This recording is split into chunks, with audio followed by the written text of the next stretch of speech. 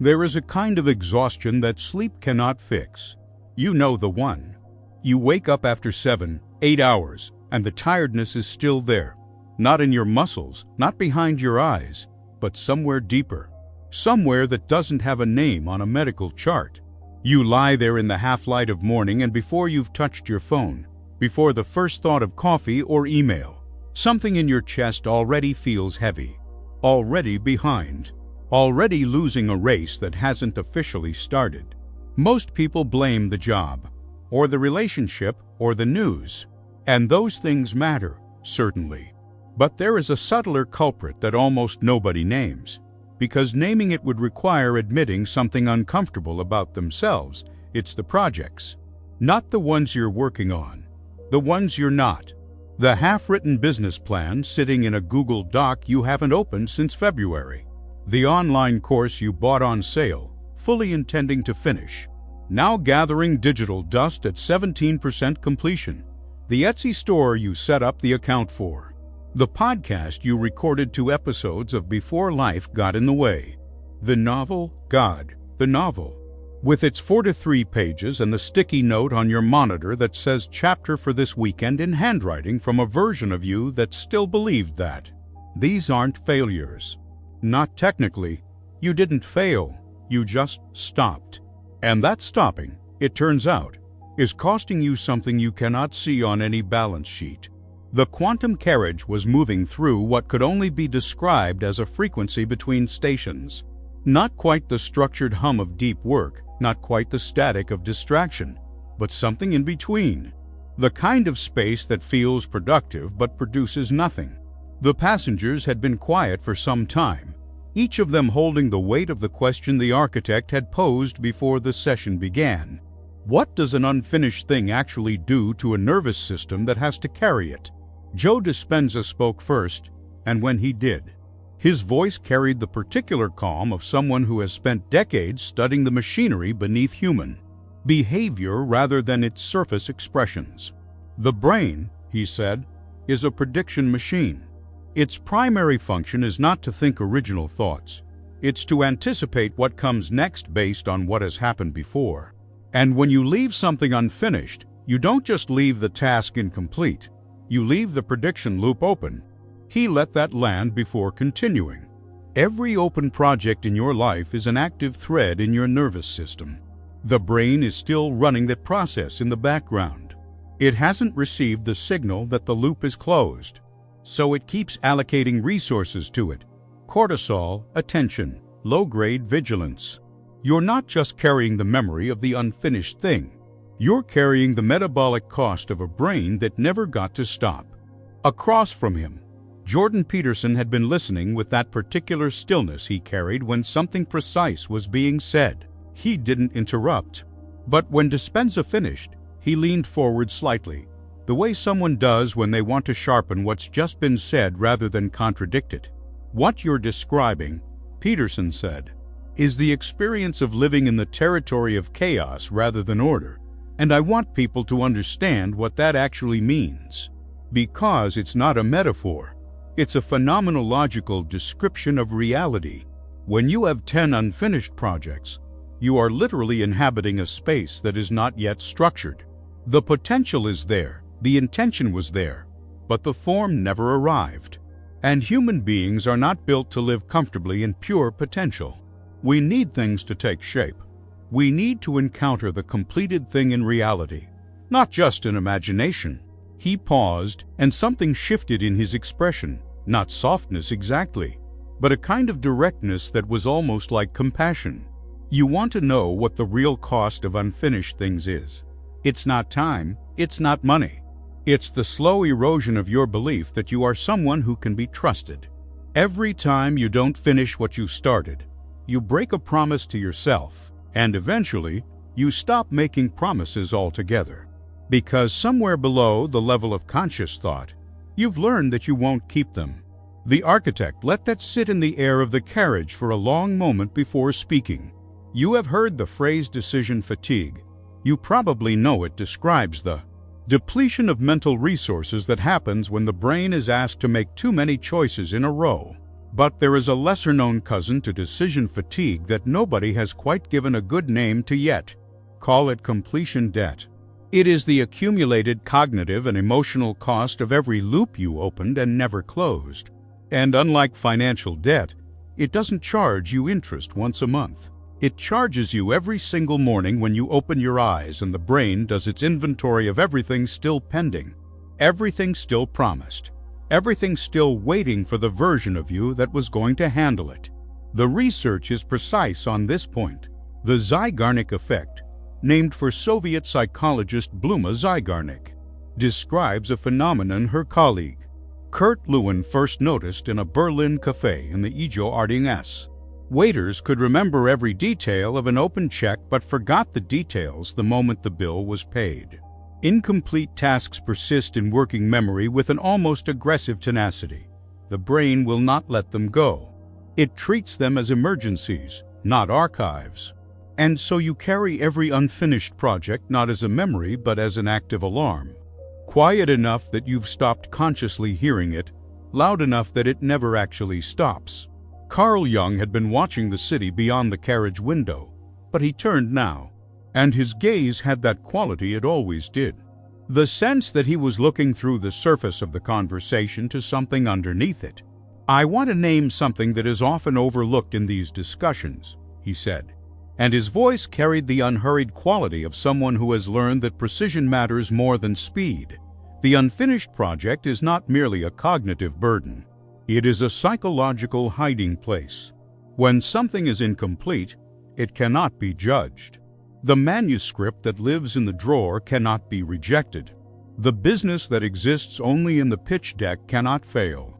The relationship that was never quite defined cannot end. There is a part of the psyche, what I would call an aspect of the shadow, that deliberately chooses incompletion because completion carries with it the terrifying possibility of being seen. He turned from the window fully now. The question I would ask anyone listening is not why they haven't finished. It is, what is the unfinished thing protecting you from? Because I promise you, the protection is real, even if it's costing more than it's worth. Alan Watts, who had been sitting with a particular quality of amusement, not at the subject but at the intensity everyone else was bringing to it, leaned back and smiled in that way he had that somehow managed to be both irreverent and completely present. "You're all describing this very correctly," he said.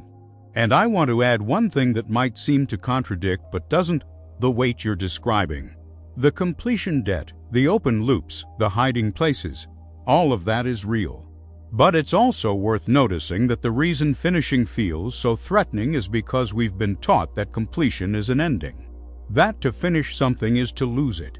And from that misunderstanding comes the peculiar American terror of the finished product." He glanced around the carriage with that look he had. In the Zen tradition, the completed bowl is not finished, it's released. There's a distinction there that matters. The problem is not that people fear the end. The problem is that they confuse release with loss. And until that confusion is addressed, no productivity system in the world will actually work. Carl Rogers, who had been listening with the particular attentiveness of someone trained to hear what is said underneath what is spoken, nodded slowly. "What I notice," he said, "in everyone I've ever worked with who struggles with completion, is that underneath the incomplete project there is almost always an impossible standard. The thing they're building in their mind is perfect. The thing that would exist in reality, if they finished it, would be merely good, or possibly mediocre, or possibly exactly what they were capable of at this moment, which is to say, human. And human is not what they signed up to produce. They signed up to produce the version that would finally prove something definitive about their worth. And since no finished product can actually do that, they prefer to keep the possibility alive in the incompletion." The architect returned. "Here is what this episode is about, and it is not what the title suggests. This is not an episode about productivity. It is not about managing your time better, waking up earlier, or installing another app that syncs your tasks across devices. Those tools have their place, but they are built on a misdiagnosis. The real diagnosis is this: The inability to finish things is not a time management problem. It is an identity problem. And identity problems do not respond to calendar systems. Before we go further, a note on the journey. This episode is the bridge between where you've been in this series and where you're going. The next phase, what we're calling Phase 4, goes deeper into the system itself, the nervous system, the emotional baseline, the script running beneath your behavior that most people never even know to read. What we're doing in this episode is clearing the runway, because you cannot build a new system on top of a foundation covered in unfinished things. The weight of the incomplete will slow down every new beginning you attempt, and you will find yourself, as perhaps you already have, starting enthusiastically and stalling at the same point over and over, in a pattern that has less to do with the project and more to do with the person carrying it. If that sounds familiar, if somewhere in the last 3 minutes you felt something tighten in your chest in recognition, then stay. This one is for you. Hit the like button if you've ever felt the weight of 1,000 unfinished tasks. It helps the algorithm find others who are trapped in the same loop. There is a particular kind of person who appears, from the outside, to be enormously productive. They are always working on something. They talk about their projects with genuine excitement. They have a whiteboard covered in ideas. They buy the domains.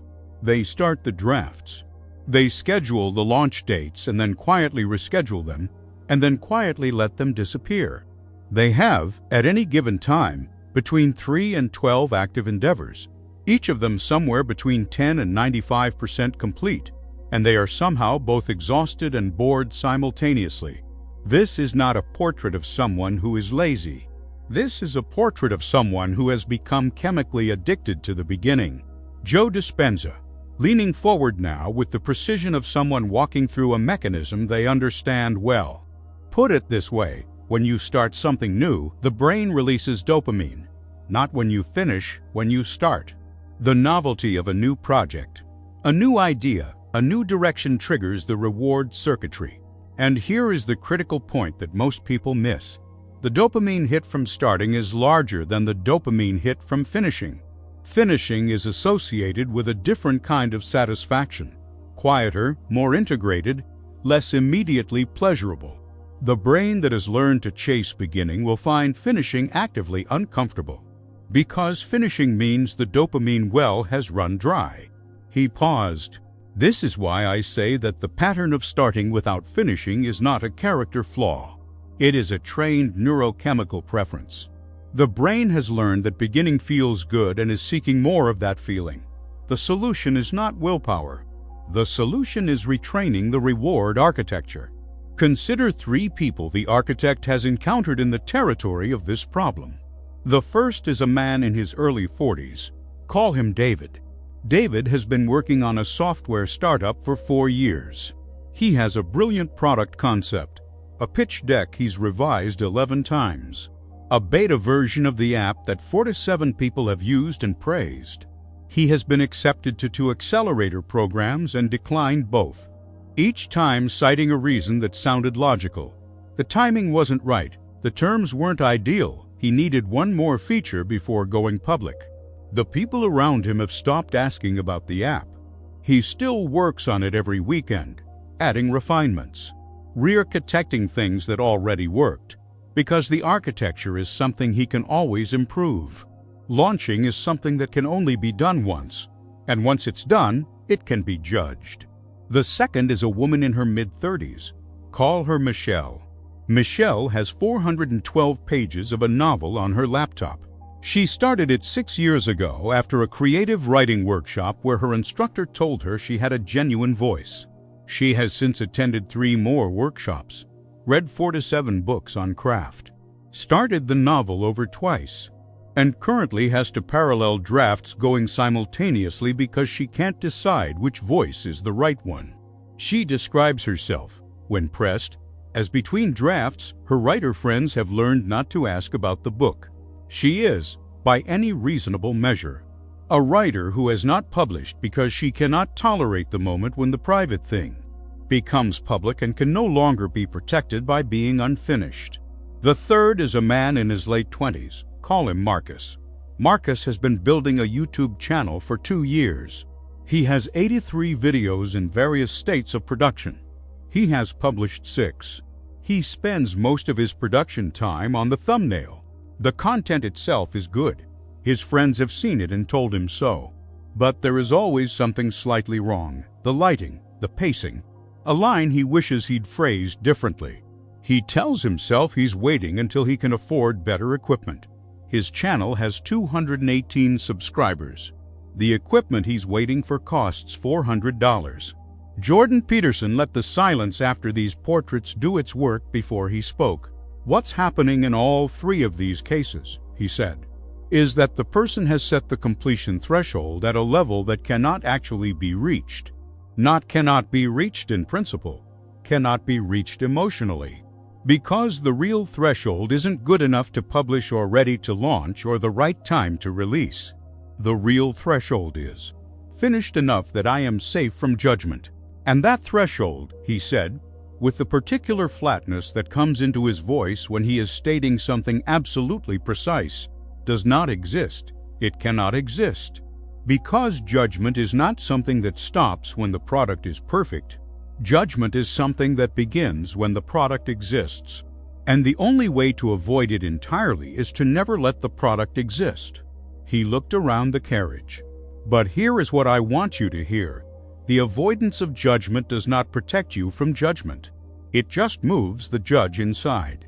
The person who never finishes their book doesn't escape the verdict. They simply hand it to themselves, and they deliver it every morning when they wake up. Carl Jung moved the conversation one level deeper, the way he always did. What David, Michelle, and Marcus all share, he said quietly, is not a productivity problem. It is a shadow problem. Each of them has a part of themselves, unacknowledged, unintegrated, that knows, on some level below language, that finishing the thing would require them to be a different kind of person than they currently believe themselves to be. David, if he launches, must accept being a founder and not just a builder. Michelle, if she publishes, must accept being an author who can be criticized rather than a writer who is only praised. Marcus, if he posts, must accept being someone the world can see he folded his hands. The shadow is not evil. It is simply the repository of everything we have decided we cannot afford to be. And when completing a project would require becoming someone you have decided you cannot be. The project stays unfinished not because you're lazy or weak, but because some part of you is trying, in the only way it knows how, to protect you. Alan Watts offered what sounded like a footnote but was actually the pivot. There's a concept in Japanese aesthetics called wabi-sabi, he said. The beauty of imperfection, impermanence, incompleteness. And I think Americans, in particular, have a complicated relationship with this idea because the American cultural script says that unfinished equals failed. The draft that isn't published is embarrassing. The startup that didn't launch is a waste. The song that didn't release is evidence of something shameful, he smiled. But here's the thing. Wabi-sabi doesn't mean you don't finish. It means you don't confuse finishing with perfecting. The tea bowl is complete when it is done, not when it is flawless. There is a difference. Carl Rogers brought it home. What I find myself wanting to say to David, to Michelle, to Marcus, is simply this. The version of your work that exists in your imagination has already done everything you need it to do emotionally. It has already proven your intelligence, your taste, your potential. You don't need the finished version for that. What the finished version gives you is something different, contact with reality. And reality, as frustrating and humbling as it can be, is the only place where anything actually changes. He paused. The work in the drawer does not change your life. The work in the world does. Even the work that gets a mixed reception, that performs below your hopes, that reveals limitations you hadn't accounted for. That work changes you because it closes the loop. And closing the loop is what allows the next loop to begin from a different place. Now, before the science and before the deeper descent into shadow work, the architect offers a simple practice. This is the simple exercise for this episode. It is called the project question, Pick one unfinished project, just one. Don't pick the hardest one. Pick the one that's been sitting the longest, the one that makes you feel something slightly uncomfortable when you think about it. Hold it in your attention for a moment. Then ask yourself, out loud if you can manage it, a single question. Was this project mine, or was it the project of a mask I was wearing? That's the whole exercise. No writing required, no analysis. Just the question, and whatever arises when you ask it. You may find that the project was entirely yours, that it represents something genuine about your values and desires. Or you may find that the project was, at least partly, a bid for a certain kind of identity. The person who has a startup, the person who writes novels, the person who makes content. Neither answer is wrong. But knowing which it is changes everything about what completing it means, and what it would actually cost you to walk away. You can return to this question at any point. There is no protocol around it. It doesn't require a journal or a timer. It requires only honesty, which is the one thing that cannot be scheduled. The carriage entered a different register now, the register of mechanism. Because here is the uncomfortable truth about the pattern of incompletion. It is not a character failing. It is not evidence of insufficient ambition or weak discipline or some fundamental defect in the person who is living it. It is a trained neurochemical pattern, and like all trained patterns, it has an architecture that can be understood, which means it has an architecture that can be changed. Joe Dispenza took the lead here, as he always did when the conversation moved into the territory of the brain. Let me be precise about the chemistry, he said, because I think the precision matters. When you are in the middle of an unfinished project, not working on it, but carrying it, your body is producing cortisol. Not at a crisis level, not at a dangerous level, but at what I would call a maintenance level. A low, persistent hormonal signal that says, there is something unresolved. There is a threat in the environment, even if that threat is a Google Doc. The body doesn't distinguish between an unresolved savanna predator and an unresolved business plan. Both register as incomplete pattern, and incomplete patterns produce cortisol. He continued, now here is the part that surprises people. The body becomes habituated to this cortisol level. After enough time carrying the unfinished thing, the low-grade cortisol of pending work becomes your body's normal, your set point. And when that happens, something strange occurs. The body begins to prefer the anxiety of incompletion over the quiet of resolution. Not because the quiet is bad, it isn't, but because the quiet is unfamiliar. And the body, as we have discussed many times in this series, always mistakes familiarity for safety. Across the carriage, Jordan Peterson was nodding with the particular rhythm of someone who is building something as they listen. This is why, he said, telling someone with a chronic pattern of incompletion to just finish their projects doesn't work. You're asking them to trade a familiar discomfort for an unfamiliar one. The anxiety of the open loop is at least known. The person has learned to function within it. The completion, the quiet that follows finishing, the exposure that follows releasing, the emptiness of no longer being someone who is working on a thing. That quiet is genuinely threatening, because the identity that was organized around the work in progress suddenly has nothing to organize around. He leaned forward. Here is the counterintuitive point. Finishing requires you to become someone new. Not better, necessarily new. The person who has a book in progress has a clear identity. I am a writer working on my book. The person who has published a book has a different, more exposed identity. I am a person whose book exists in the world and can be responded to. That second identity requires a different kind of psychological infrastructure. And if you haven't built that infrastructure, the incompletion serves as a way of staying safely in the previous identity indefinitely. Carl Jung, who had been listening with his eyes partly closed in that way he had when something was crystallizing, spoke. What Peterson is describing is the relationship between incompletion and what I would call the persona, the mask we wear in the world. The project in progress is a feature of the persona. I am working on something is itself an identity position. It communicates ambition, capability, potential without requiring the delivery of any actual proof. And so the project lives in a curious suspended state, real enough to mention, unfinished enough to protect.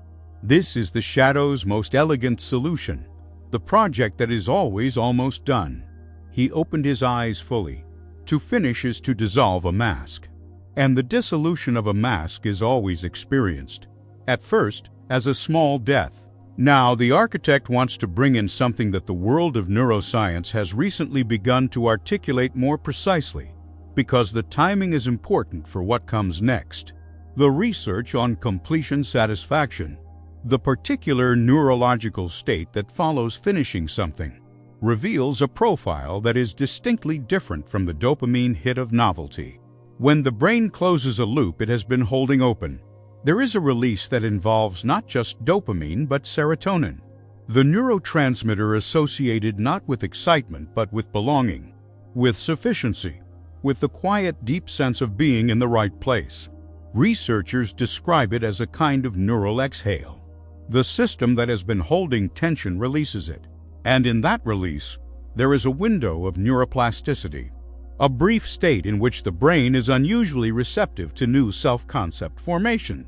This is the moment that Dispenza calls the space between what was and what will be. And it is, clinically speaking, the most powerful moment for identity revision that the brain naturally creates. Not meditation, not visualization, not any external intervention. Simply the neurological aftermath of closing a loop you had held open. Every time you finish something, genuinely finish it, not just stop working on it but declare it done and release it, you create that window. And in that window, you have the opportunity to lay down a new layer of self-concept. Not I am someone who is working on something, but I am someone who finishes. That distinction, compounded over time, is the difference between the person who is always almost there and the person who has actually arrived. Dispenza said it cleanly. Each completed loop is not just a finished product. It is a piece of evidence your brain files under the category of who you are. Enough evidence in that category, and the brain begins to predict completion as the natural outcome of your efforts. And when completion is the brain's prediction, the behavior shifts to support the prediction. You become, not through willpower but through accumulated evidence, someone who completes. Alan Watts, in his characteristic way, put a gentle hand on the architecture of the argument. I want to add something that I think the Western productivity tradition consistently misses, he said. All of this is true, the neurochemistry, the cortisol, the identity formation, all of it. And it's important. But there's a risk in approaching completion as a technique. Because the moment you instrumentalize finishing, the moment you finish something not because it's done but because of what finishing will do to your brain chemistry, you've lost something. The completion has to be genuine.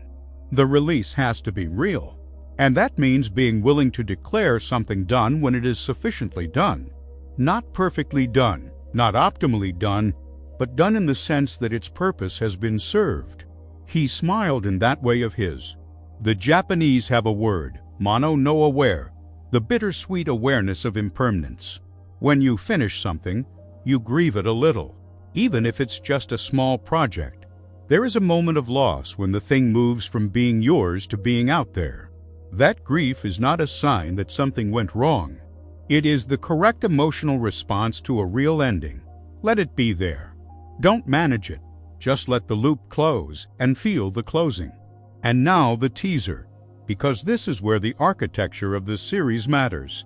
What you're carrying, if you've been with this series since the beginning, is a growing understanding of why you do what you do, the patterns, the loops, the invisible loyalties, the neurochemical preferences that run beneath the level of your conscious choices. Phase 3B, the phase that began with episode 30 and closes here, has been about the mind's fragmentation, why you start without finishing, why you multitask without completing, why the loop stays open. Phase 4, which begins in the next episode, goes one level deeper. It goes into the system itself, the nervous system, The body, the emotional baseline that shapes what your brain is even capable of receiving.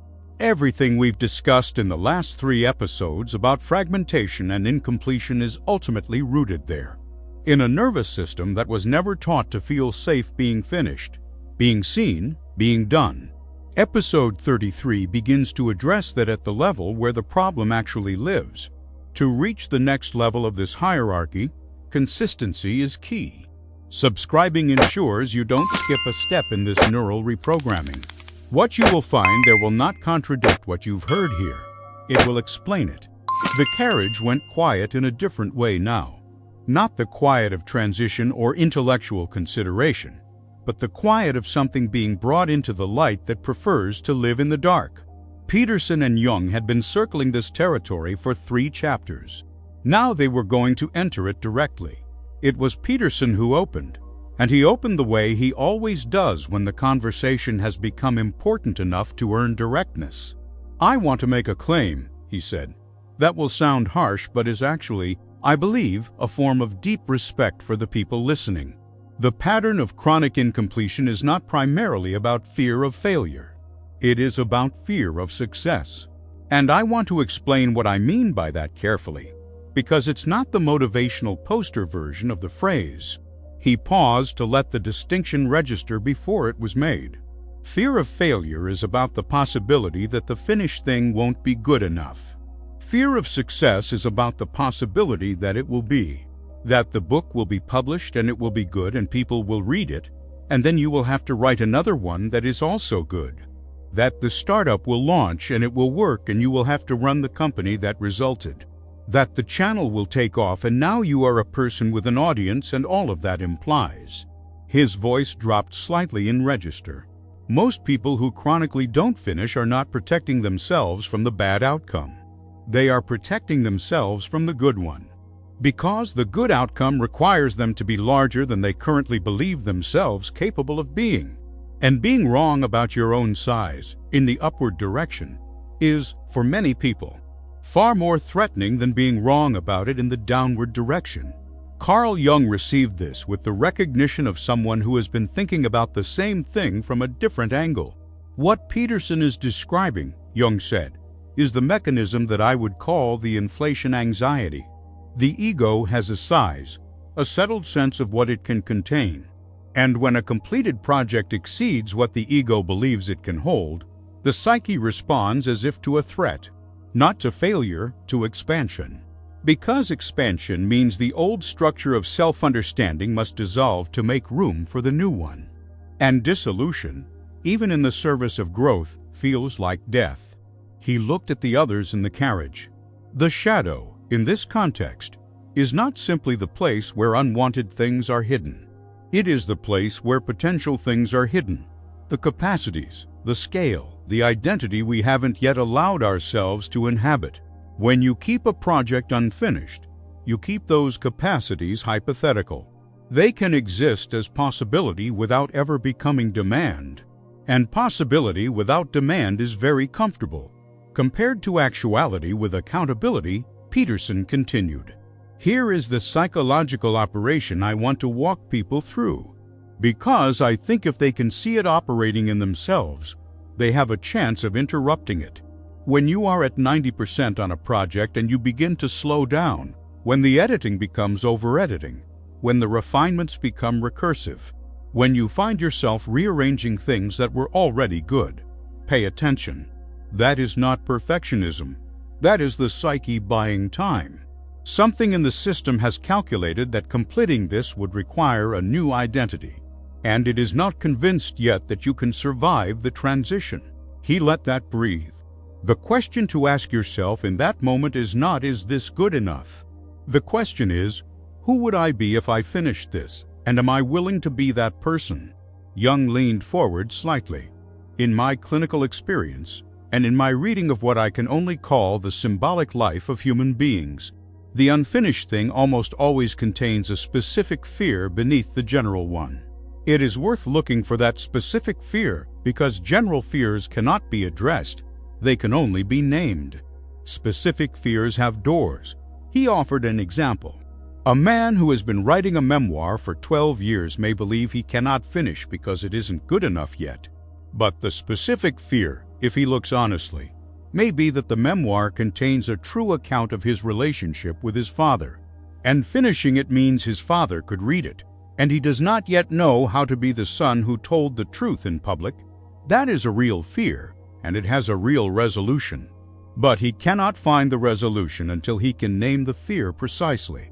Alan Watts, who had been listening with that particular quality of attention he had, the kind that is completely present but utterly unfrightened, offered a reframe that was not a contradiction but a deepening.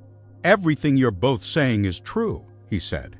"And I want to add one layer that might be useful for people who are already exhausted from analyzing why they don't finish. At some point, the analysis becomes its own form of avoidance. At some point, you understand perfectly well why you don't finish, and the understanding itself becomes the substitute for the action." He smiled. "There is a Zen koan. Before enlightenment, chop wood, carry water. After enlightenment, chop wood, carry water. I would offer a completion equivalent. Before you understand why you don't finish, the project isn't done. After you understand why you don't finish, the project still isn't done. Understanding is not finishing. Understanding is the precondition for finishing, if you use it correctly. If you don't use it, if you simply hold the understanding and let it replace the action, you have found a more intellectually sophisticated form of the same avoidance." Carl Rogers, who had been sitting with the quiet attentiveness of a man who has spent a lifetime listening to people who could not quite hear themselves, spoke now with particular gentleness. "I want to speak to the people who have heard everything in this episode and are already generating reasons why it doesn't apply to them, or reasons why finishing their particular thing is more complicated than the examples we've given. I want to say, I believe you. It probably is more complicated. Your situation probably does have nuances that make it genuinely harder than average." He let that sit. "And then I want to say, with the same care, that's always been true. It was true for the last project too, and the one before that. The complexity is real, and it is also, in some portion, generated. The psyche is extraordinarily creative when it comes to producing legitimate-sounding reasons why now is not the right time. The question is not whether the reasons are real. It's whether they are sufficient. And that question, ultimately, only you can answer." He paused again. "What I find in my work is that people rarely lack the capacity to finish. They lack the permission. They are waiting for some external signal, a mentor's approval, a market confirmation, a moment of perfect readiness that will grant them the right to call the thing done. That signal almost never comes from outside. It has to be self-issued. And self-issuing that permission, deciding, on your own authority, that this is done enough. That you have done enough, that you are enough to have produced something worth releasing. That is the act. That is the whole act. Everything else is preparation for it." The architect, from the perch above the conversation, names what has just happened. 4 of the most precise thinkers in the history of human psychology have just described, from 4 different angles, the same thing. The completion problem is a shadow problem. It lives in the space between who you are and who you would have to become to release what you've made. And shadow work is not about eliminating the shadow. It cannot be eliminated. It is about integrating it, about bringing into the light the specific fear, the specific identity, the specific story that says I am not yet ready to be done, and making a conscious choice about whether to remain organized around that story. The choice is, ultimately, simple, not easy, simple. The last station. The carriage had traveled a long distance in this episode, from the invisible weight of open loops, through the chemistry of incompletion, through the shadow of the almost done, and it had arrived somewhere specific, not at the end of the problem, but at the beginning of the practice. The architect takes the lead in this final chapter.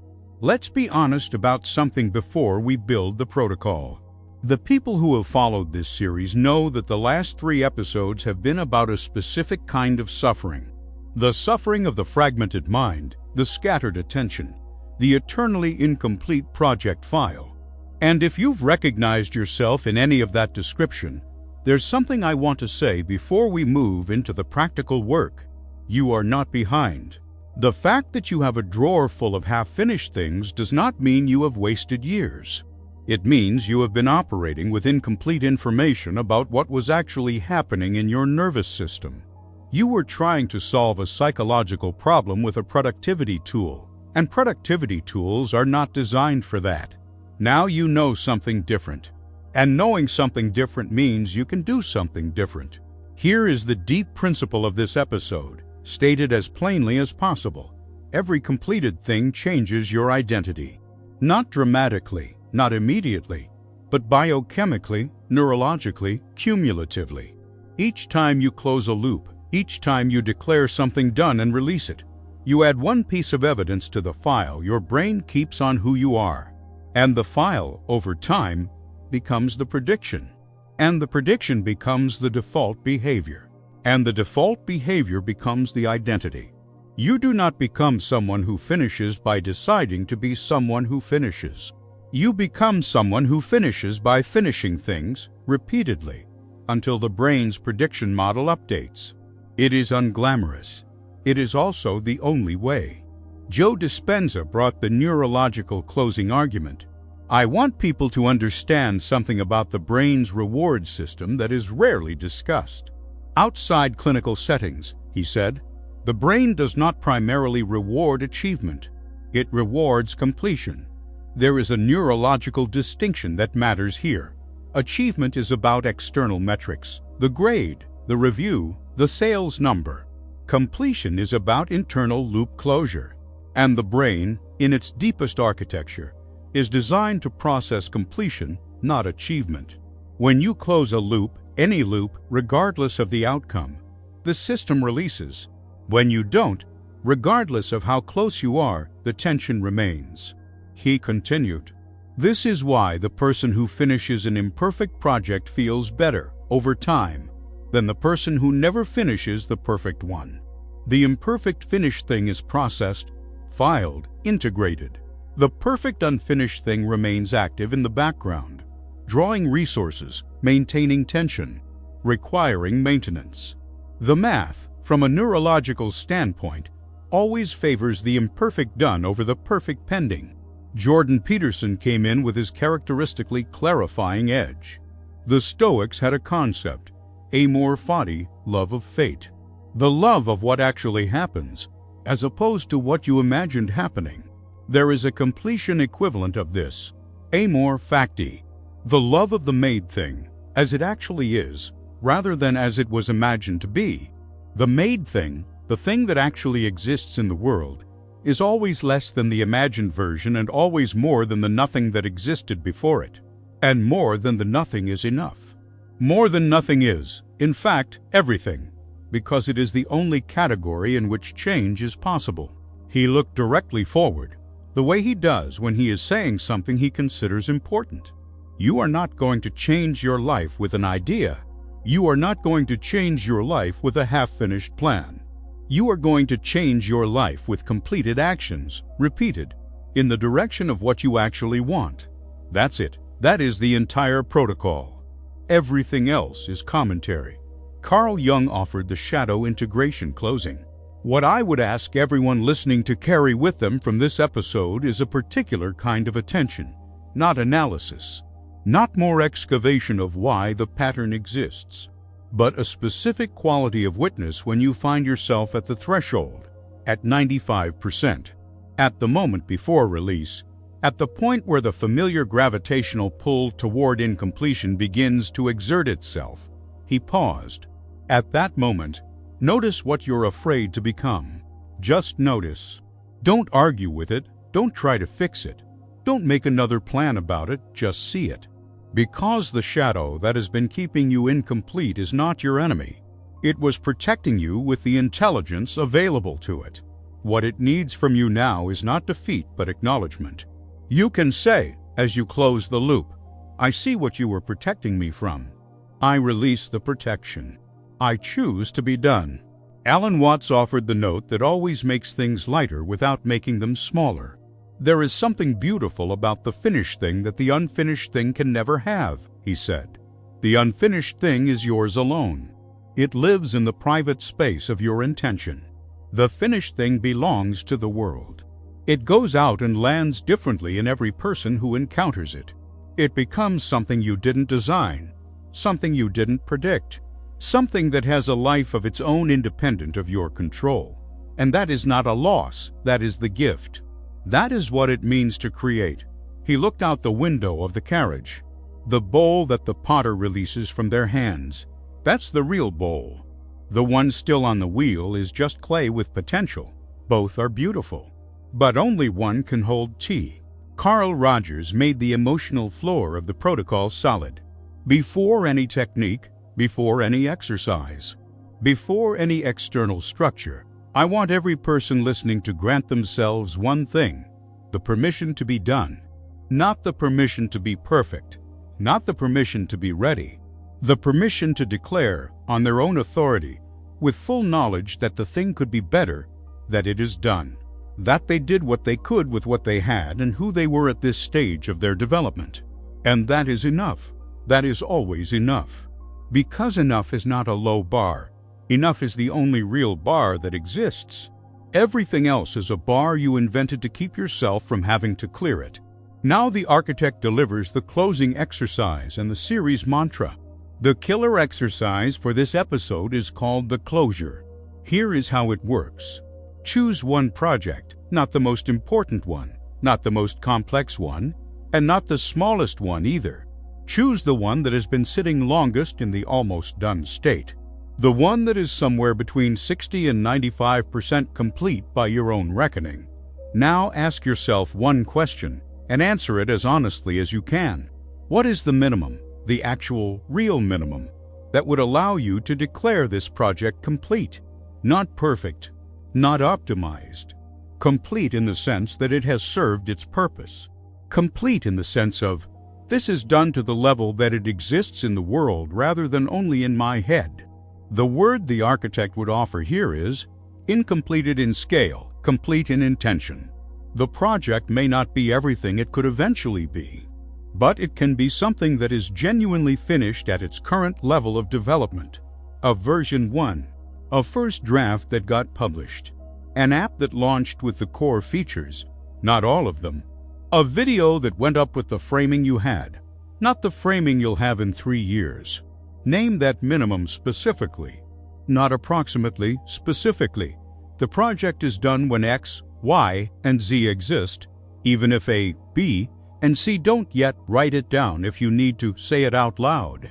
Then do only that, not more. The temptation to do more, to add one more thing, fix one more thing, improve one more thing, is the addictive behavior, not the creative behavior. Recognize it as such and decline. The timeline is 3 days, not 3 weeks, not 3 months. 3 days.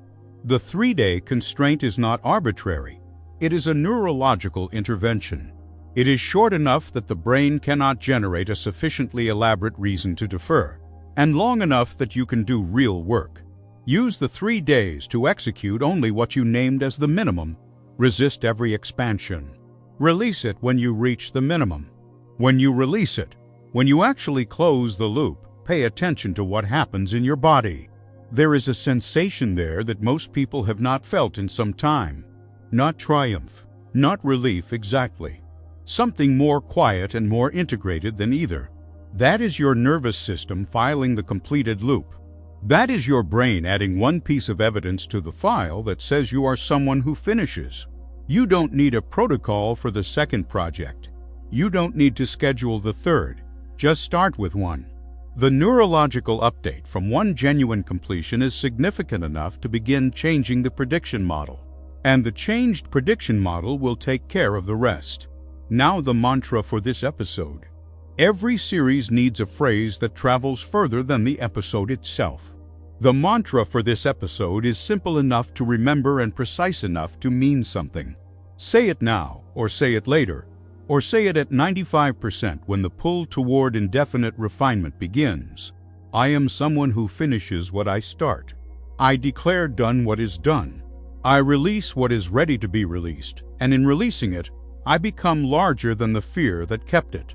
Say it with enough conviction that your body registers it, not just your mind. One final word before the architect departs. This series has been building toward something. Not a productivity system, not a visualization protocol, not a set of habits you can install and forget. It has been building toward a different relationship with yourself, a relationship in which you are the authority on your own readiness, the issuer of your own permission, the person who decides when something is done and releases it and takes responsibility for what it becomes. That is not a small thing. That is, in fact, the foundational thing. Everything in Phase 4, the nervous system episodes, the emotional baseline work, the identity rewrite, everything is built on the assumption that you can complete, that you can take an internal state, an intention, an action, and carry it through to resolution. Without that capacity, nothing else works. With it, everything becomes possible. The quantum carriage moves forward. The passengers remain. The territory ahead is different from the territory behind. If this insight on the shadow self just rewired how you see your productivity, subscribe to join this journey. We are building a system here, not just a collection of videos. The next episode will change the way you think about your body. We are moving into Phase 4, your system. You don't want your biology to miss the update. Turn on notifications so you're here when the next carriage arrives. Until then, close one loop, just one. The architect, stepping back into the frequency between stations, lets the carriage carry forward what was built here. One more completed thing released into the world, doing its work whether watched or not.